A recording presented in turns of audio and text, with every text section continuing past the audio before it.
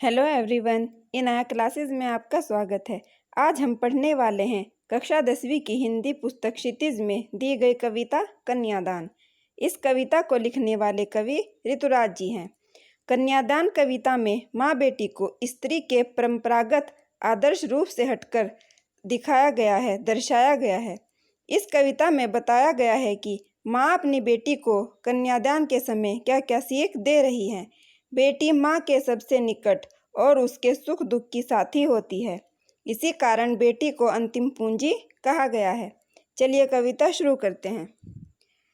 कितना प्रामाणिक था उसका दुख, लड़की को दान में देते वक्त, जैसे वही उसकी अंतिम पूंजी हो।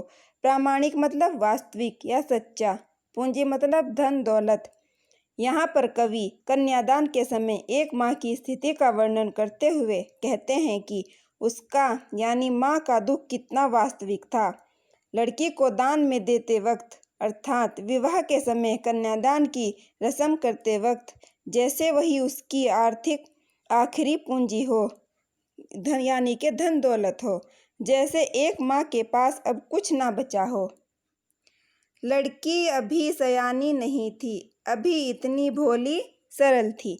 सयानी मतलब समझदार। कवि कहते हैं कि लड़की अभी ज़्यादा समझदार नहीं थी, अभी तो वह बहुत सीधी सादी थी। कि उसे सुख का आभास तो होता था, लेकिन दुख बाँचना नहीं आता था। आभास मतलब एहसास, अनुभव। बाँचना मतलब पढ़ना। कवि आगे कहते हैं कि उसे यानी बेटी को सुख का अनुभव तो था कि सुख क्या होता है, पर उसे दुखों के बारे में पढ़ना नहीं आता था।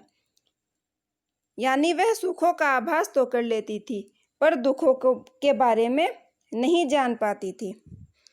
पाठिका थी वह धुंधले प्रकाश की, कुछ तुकों और कुछ लयबद्ध पंक्तियों की।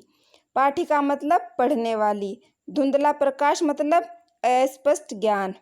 फिर कवि कहते हैं कि लड़की अभी तक सारी चीज़ों को अच्छी तरह से समझ नहीं पाती थी, शादी से जुड़े सुखों को ही देख रही थी, पर वह शादी के बाद के जीवन से बिल्कुल अनजान थी।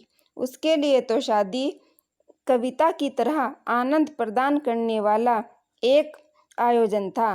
बेटी की यही स्थिति माँ के दुखों का कारण थी।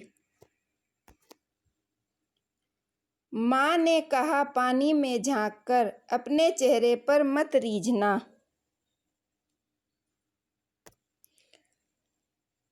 रीझना मतलब इतराना, घमंड करना। कन्यादान करते समय एक माँ अपनी बेटी को सीख देती है कि तुम अपने चेहरे की सुंदरता पानी में देखकर कभी भी उस पर मत रीझना, घमंड मत करना। आग रोटियां सेकने के लिए है, जलने के लिए नहीं है। यदि तुम घमंड करोगी तो ससुराल वाले तुम्हें आग में भी जला सकते हैं। माँ कहती है कि आग तो रोटियां सेकने के लिए होती हैं, जलने के लिए नहीं।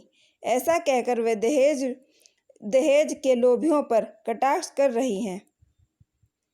वस्त्र और आभूषण शाब्दिक भ्रमों की तरह बंधन है स्त्री जीवन के। आभूषण मतलब गहने, शाब्दिक भ्रम मतलब शब्दों से बनाए गए भ्रम। आगे माँ अपनी बेटी से कहती है कि वस्त्र और आभूषण स्त्री के जीवन के भ्रम की तरह हैं, तो इनके जाल में मत फंस जाना। यदि तुझे स्वतंत्र रहना है तो इनके प्रति आकर्षित मत होना। माँ ने कहा लड़की होना, पर लड़की जैसी दिखाई मत देना।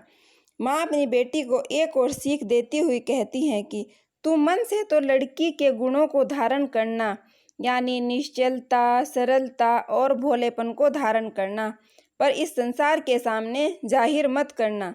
यदि लोग यह जान गए कि तू कितनी भोली भाली और सरल है, तो लोग सब प्रकार से तेरा शोषण ही करेंगे।